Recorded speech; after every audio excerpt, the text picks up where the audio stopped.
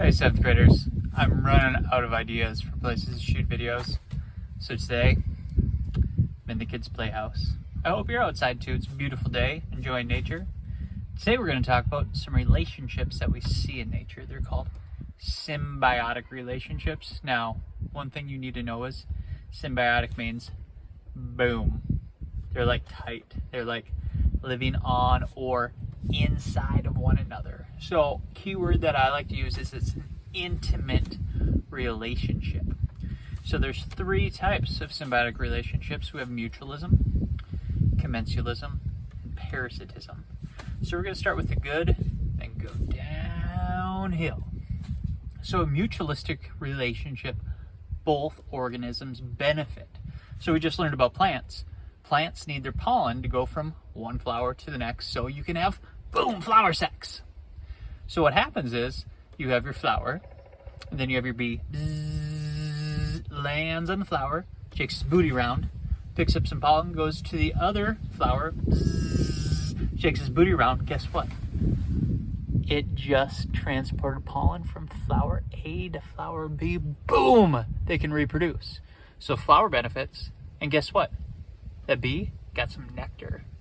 That's like high quality juice, like really good, like, yeah. That's mutualism. Oh, I just got an email about Ninja Turtle jammies, but okay, moving on. Sorry, like notifications on the phone, distracting, just like you guys, I know. Commensalism is going to be where one benefits and the other unchanged. So if you ever watch like Shark Week on Discovery Channel, you're going to notice that the sharks have little things clinging to them. Those are remoras. Now, what that remora does is it actually hitches a free ride on the shark. It doesn't hurt the shark at all. Then when the shark eats, that remora is going to eat all the scraps or the leftovers from the shark because sharks are not members of the Clean Plate Club.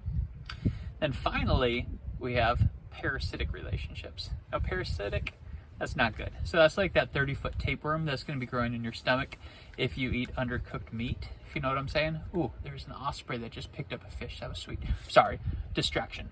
Okay, moving on though, that would be predation. So we're going to talk about, get it all back going together here. So we have parasitism is what I was talking about. Yeah. So one benefits the other, harmed.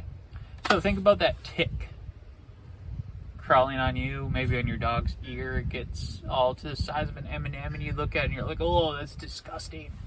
Well, in a parasitic relationship, the host, which is what the parasite is living on, gets harmed. Okay, so think about some of the diseases that ticks carry. Okay, you have Lyme's disease, cerebral palsy, things like that.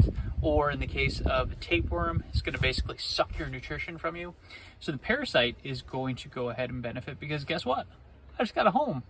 Nice. I get nutrition. Nice. But the host is being harmed. So those are your three relationships. Symbiotic. Pause. Those are your three types of symbiotic relationships. Mutualism, commensalism, and parasitism. So now I'm going to go down the slide. See you guys later.